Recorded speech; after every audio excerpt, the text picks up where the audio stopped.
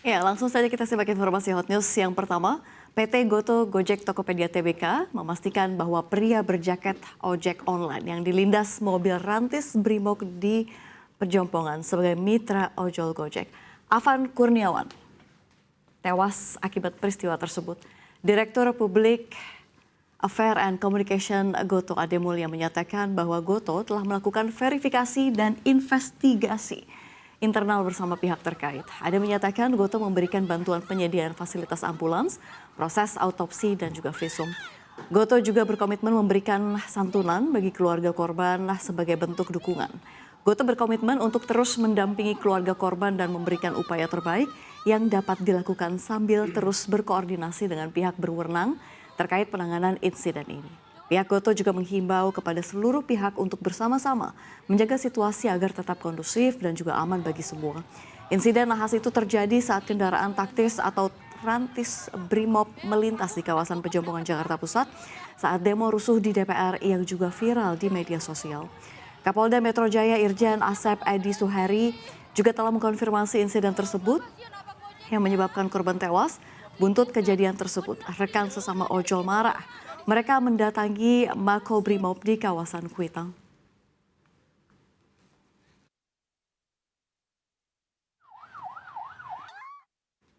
Ya, masih terkait insiden tewasnya mitra ojol.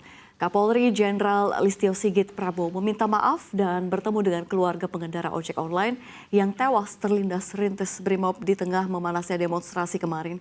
Ia bahkan memeluk salah satu keluarga korban. Pertemuan dilakukan di RSCM Polri Jumat dini hari. Kapolri meminta maaf dan terlihat membungkuk saat menemui dua keluarga korban di salah satu ruangan rumah sakit. Tak selang berapa lama, Kapolri pun memeluk satu keluarga korban. Dilaporkan bagaimana tangis muncul dari keluarga ojol tersebut. Sebelumnya peristiwa mobil rantis Brimob menabrak lalu melindas ojol terekam oleh kamera milik warga dan beredar di media sosial. Ojol itu memakai jaket dari layanan Gojek, daring Gojek. Kapolri sebelumnya juga telah menyiapkan atau menyampaikan permintaan maaf atas peristiwa itu dalam sebuah keterangan tertulis. Kejadian terjadi saat pihak kepolisian berusaha membubarkan massa yang berkumpul usai demonstrasi di DPR. Kondisi terkini dari yang pertama saya mengucapkan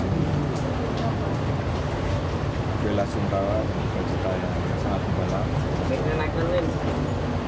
almarhum Avan dan juga tentunya seluruh keluarga. Jadi kami menyampaikan bela sungkawa dan juga minta maaf dari misi kami atas musibah yang terjadi.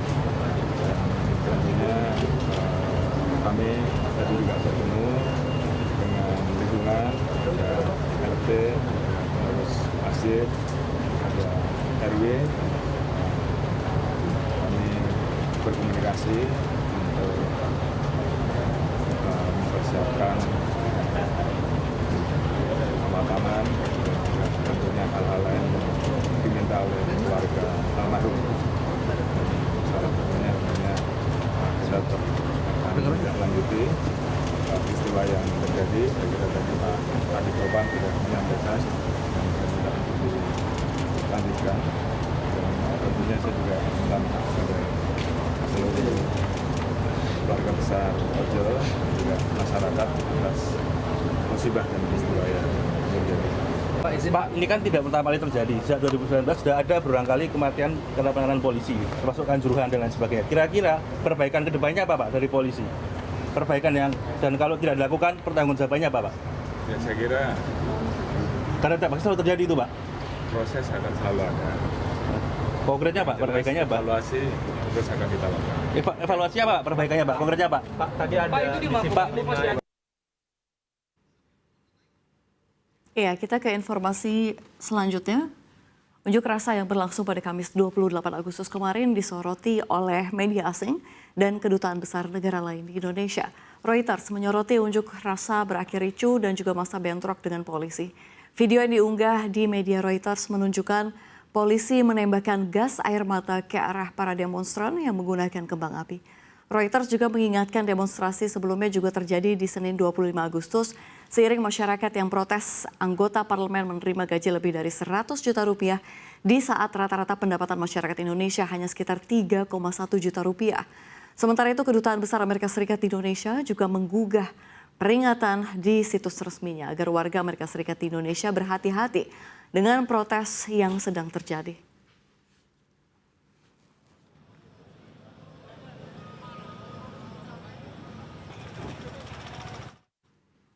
Kita ke informasi berikutnya terkait komoditas. Pemirsa, harga emas melesat mencapai level tertinggi dalam minggu dan menembus level 3.400 dolar Amerika Serikat per troy ounce.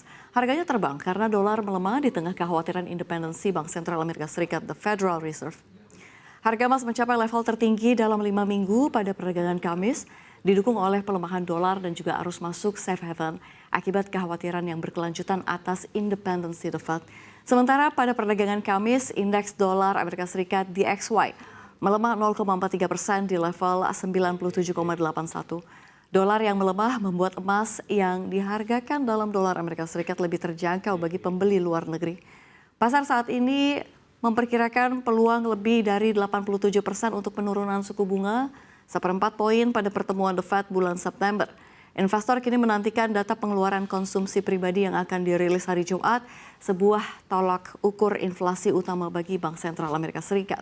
Di sisi lain, Gubernur Federal Reserve Lisa Cook mengajukan gugatan yang mengklaim Trump tidak memiliki wewenang untuk mencopotnya dari jabatannya yang memicu pertarungan hukum yang dapat mengatur ulang norma-norma yang telah lama berlaku bagi independensi Bank Sentral Amerika Serikat.